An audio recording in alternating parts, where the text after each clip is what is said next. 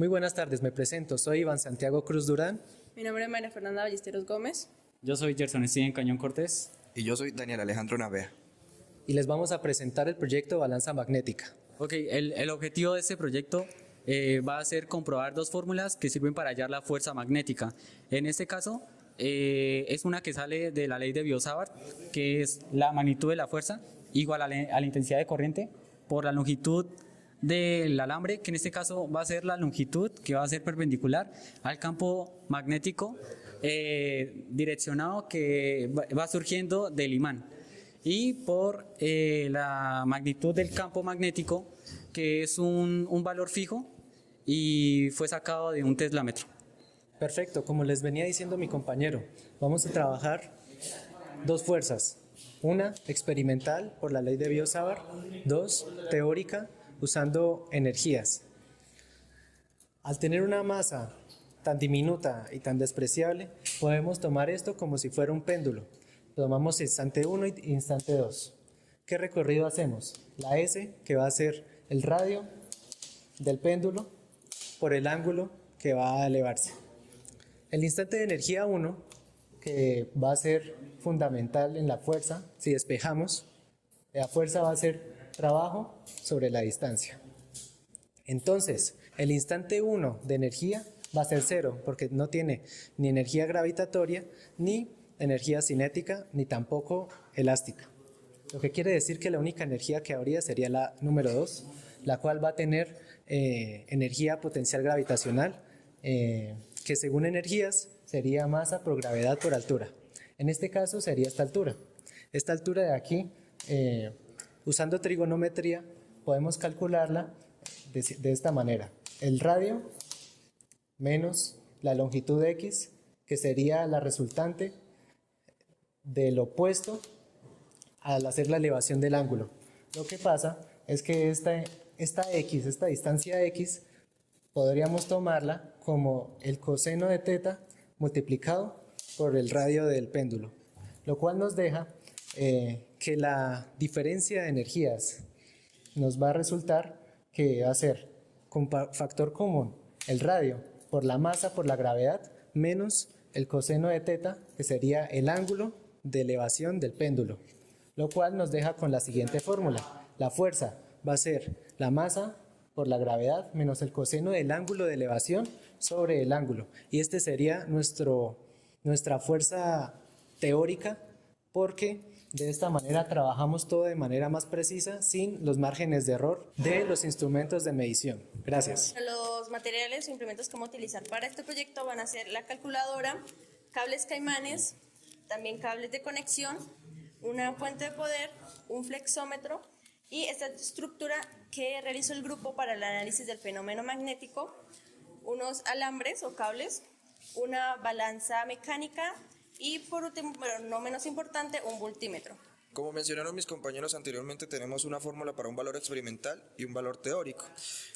Sucede una cosa, y es que para el valor experimental necesitamos un factor importante, que es la longitud, y para el valor teórico necesitamos dos factores importantes, que es el ángulo de inclinación del alambre y la masa. Acércate por favor aquí, Iván. Como verán, tenemos tres cables, cada uno con una longitud diferente, uno de 2.9, uno de 3.3 centímetros y otro de 3.6 centímetros. Y aquí tenemos un puñado de cables, de alambres, y necesitamos medir la masa de cada uno de ellos, pero existe un problema, y es que su masa es prácticamente despreciable. Entonces lo que vamos a hacer es utilizar la gramera, poner este puñado de cables aquí, son 18 exactamente la misma longitud, y vamos a dividir esa masa total que nos dé entre los 18 cables para hallar la masa de cada uno de ellos. Entonces va a ser un proceso bastante sencillo. Al ponerlos acá, como pueden ver, la gramera se desestabilizó, entonces hay que mover. Estos son de 1 en 1, de 1 en 1 gramos, este es de 100 en 100 gramos y este es de 10 en 10. Entonces pues probablemente tengamos que mover de 1 en 1, ya que es una masa muy pequeña. Entonces vamos a probar en 2 aproximadamente. Entonces, como pueden ver, la gramera se balancea. Y el valor exacto y si queremos encontrar el valor exacto de este peso, tiene que quedar exactamente alineado con la línea de la referencia y la línea de la balanza. Entonces, como pueden ver, está un poco pesado, entonces por eso está un poco más abajo. Entonces vamos a retroceder un poco este valor, vamos a ponerlo en 1.6 aproximadamente. Como pueden ver, se balancea un poco.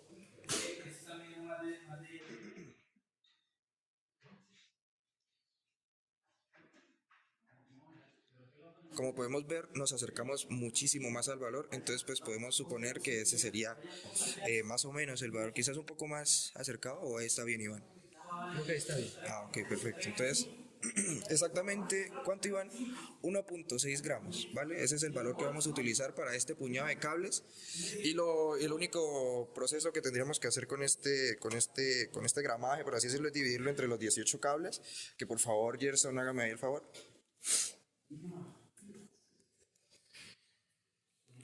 Da un resultado como 0.08 gramos. 0.09 para ser más exactos, ya que la aproximación, ¿no? Entonces, pues ese es el valor que nosotros vamos a utilizar para nuestro valor teórica, y pues ya al poner cada uno de estos alambres en el montaje, pues vamos a intentar hallar este ángulo y utilizarlo en la fórmula para el valor teórico, y pues como los cables ya tienen su longitud dada, entonces más fácil vamos a encontrar el valor experimental. Gracias. Listo. Ahora vamos a desarrollar el experimento, que es ya realizar el montaje. Vamos a tomar los datos que están presentes en la hoja de datos, tal como se mencionó en la hoja de cuestiones. Vamos a usar diferentes voltajes. Vamos a usar 3 voltajes por cada alambre. Cada alambre tiene diferente longitud, como ya les explicamos anteriormente. Este de acá que tenemos, 3.9 centímetros, que será el primero que vamos a montar. El segundo de acá tiene 3.3 centímetros y el tercero 2.9 centímetros. Esos serán los 3 alambres que vamos a hacer y que a los cuales le vamos a medir voltaje y corriente eléctrica para el montaje. Entonces vamos a hacer lo siguiente. Vamos a tomar primero el voltaje y las corrientes en los 3 rangos de voltaje que están indicados en la hoja de cuestiones.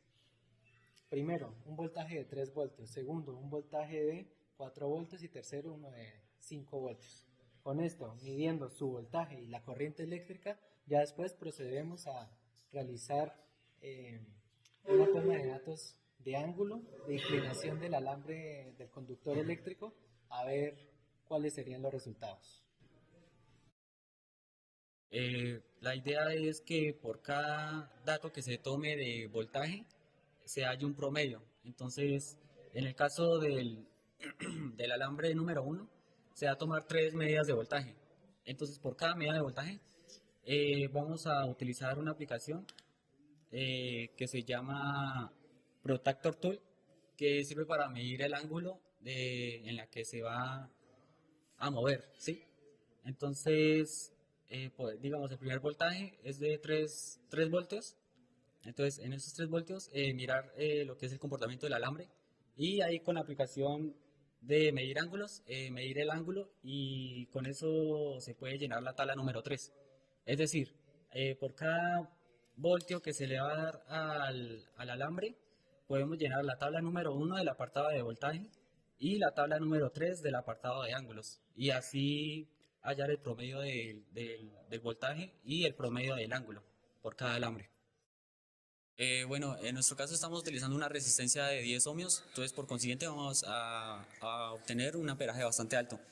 El límite de voltios va a ser hasta 5 voltios, entonces vamos a hacer 3 rangos, uno de 3 voltios, 4 voltios y 5 voltios. Por cada rango de voltios que vamos a aumentar en la fuente de voltaje, vamos a medir el amperaje con el multímetro, que mi compañero va a hacer el testeo, y con eso vamos a llenar la tabla número 1. Entonces aquí voy a aumentar al primer rango, que va a ser 3 voltios.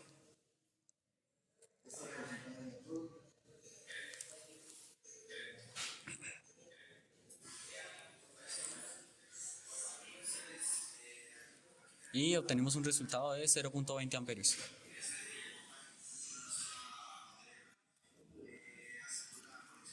Subo al siguiente rango, que va a ser 4 voltios.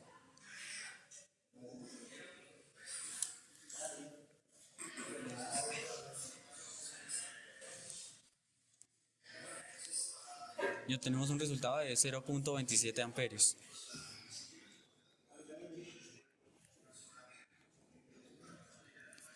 Y por último aumentamos a 5 voltios.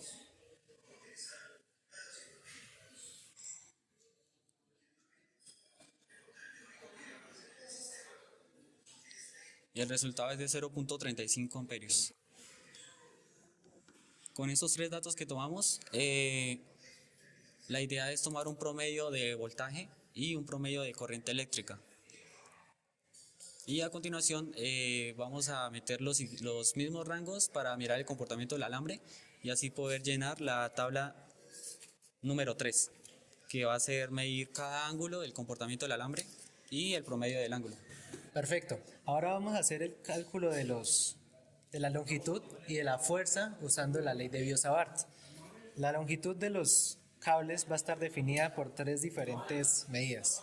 La longitud de 3.9 centímetros, 2.9 centímetros y 3.3 centímetros, los cuales son la longitud perpendicular a la magnitud de campo magnético proporcionada por el imán, lo cual nos va a decir que el campo, al medirlo en el teslámetro, nos dio 0.0104 teslas, que va a ser una medida clave para medir la fuerza usando la fórmula de Biot-Savart, y la longitud de cada conductor. Con esto logramos completar la tabla número 2 para posteriormente hacer cálculos de comparación con las otras fuerzas que vamos a hallar de manera teórica. Perfecto, ahora que tenemos los resultados de la tabla número 3, ya tenemos unas fuerzas las cuales podemos comparar. Usamos la longitud del conductor, la intensidad de corriente y la magnitud de campo eléctrico para que al hacer factor de estos nos dé un resultado en fuerza en newtons. Ahora, para la tabla número 3, la anterior era la 2, esta es la 3, vamos a hallar tres ángulos y el promedio de estos. Y con estos ángulos vamos a hallar diferentes tres fuerzas. Para este ángulo, una fuerza, para este otro, otra, y así sucesivamente. Este promedio de fuerza de estos tres será el que vamos a hacer el promedio y el porcentaje de error con estas otras fuerzas halladas acá. Estas serían las fuerzas halladas experimentalmente y estas serían las fuerzas posibles teóricas del experimento. Ahora, vamos a poner los cables conductores que ya teníamos en esta parte. Acá encima del campo magnético vamos a proporcionarles corriente para que así se vaya a presentar y a manifestar el fenómeno magnético que vamos a ver más adelante.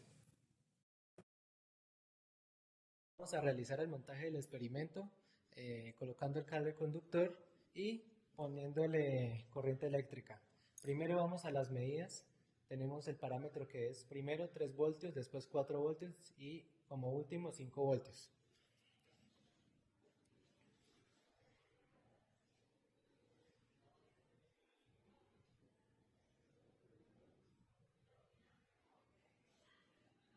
Puedes enfocar un poquito más.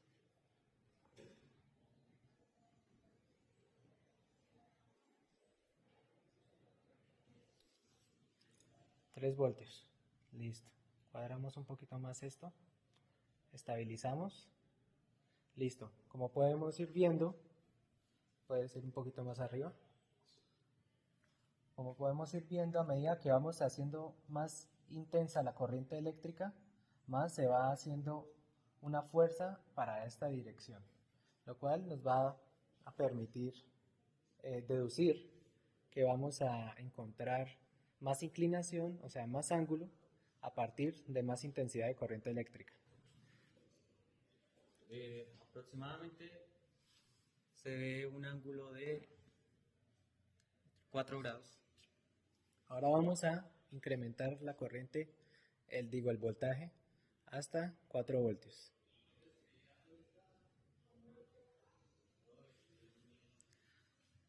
Podemos ver que ya se inclinó un poquito más hacia allá, lo que quiere decir que al incremento de intensidad se le incrementó la fuerza.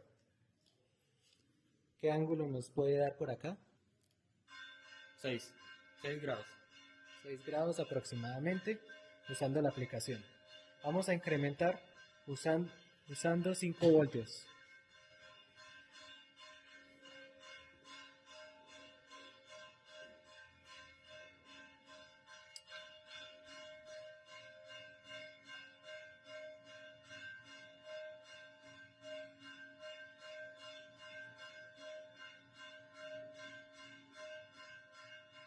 Listo.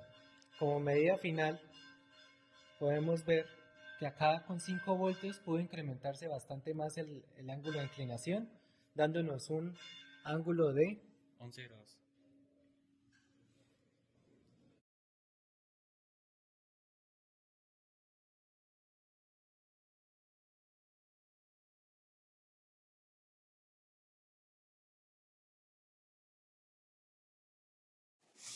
Bueno, para las conclusiones tenemos las siguientes. El proyecto obtuvo un buen comportamiento general en el montaje, ya que dichos comportamientos eran los esperados según los cálculos teóricos. También se llevaron a cabo estrategias que nos ayudaron a realizar de manera recursiva las mediciones correspondientes al proyecto, tal como la medición de la masa de los elementos conductores, la medición de la magnitud del campo magnético del imán utilizado, la construcción de las 3 figuras experimentales y finalmente la construcción del montaje para este laboratorio. Más sin embargo, también tuvimos unas complicaciones que son las siguientes, que fue una posible mala calibración en el teslámetro, porque no hubo forma de saber si tenía una calibración exacta. Los datos obtenidos de la medición del multímetro fueron distintos a los esperados teóricamente calculados por la ley de Ohm. También hubo fricción en el alambre filamentario conductor y el soporte general. Igualmente no hubo simetría y hubo imperfecciones en el filamento conductor de prueba. También la toma de datos relacionada con el ángulo de inclinación del alambre fueron algo complicadas de obtener, por lo tanto, estas no tienen una precisión exacta. Pero también entre resultados, en la regresión lineal de la gráfica fuerza versus longitud se obtiene una correlación de 0,99, dando a entender que es muy bajo el margen de error en la relación de estas variables. Se obtiene un porcentaje de error de 1,486% entre la intensidad de corriente experimental, que fue el medido con el multímetro, y el teórico fue hallado por medio de la gráfica. Se hizo el mismo proceso en el caso de la magnitud del campo magnético y hallamos un porcentaje de error de 1,86%. Estos resultados son satisfactorios y confiables. Ya para finalizar, tenemos que al abordar este problema, nuestro objetivo era comparar resultados teóricos y experimentales para hallar una fuerza bajo ciertas condiciones específicas. Sin embargo, la falta de corrección directa entre los resultados nos permitió identificar un problema crucial, que es el enfoque metodológico y criterios de comparación podrían haber sido inadecuados o incluso erróneos. Esto nos lleva a reflexionar sobre las siguientes lecciones claves, que es la importancia del marco teórico correcto. Aunque los cálculos teóricos realizados parecen lógicos y consisten en las leyes físicas, es posible que el modelo no capture completamente las condiciones del experimento, como por ejemplo el factor de la precisión de la medición del ángulo, la estimación de la distancia recorrida o incluso la consideración de fuerzas adicionales, como pues la fricción o la resistencia del medio, pudieron haber sido omitidos en el enfoque teórico. También otra serían los errores de los criterios de comparación. El criterio utilizado para comparar los resultados pudo haber sido dimensionalmente inconsistente o no de acuerdo para reflejar la realidad física. Por ejemplo, si los resultados teóricos asumían idealizaciones, pues como la fuerza constante o ausencia de pérdidas energéticas, mientras que los resultados experimentales incluían variables no controladas, el contraste sería inválido. También otra es el valor del error como aprendizaje. Aunque los resultados no consideran ambos, el teórico y el experimental tienen lógica en su propio marco de referencia. Esto indica que los cálculos y las mediciones no eran incorrectos en sí mismos, sino que estaban basados en supuestos diferentes. Este desajuste nos invita a profundizar en el análisis de las condiciones del sistema y cómo se plantean los criterios de comparación. Y pues ya de último, y para finalizar, pero no menos importante, la revisión dimensional y la metodológica. Las posibilidades de errores dimensionales en los cálculos o en las mediciones experimentales. También resalta la necesidad de verificar las consistencias de las unidades y los valores considerados. De igual forma, revisar detalladamente cada paso, tanto teórico como experimental, puede ayudar a identificar dónde se desviaron los caminos. Y pues con esto podemos concluir nuestro proyecto. Muchas gracias.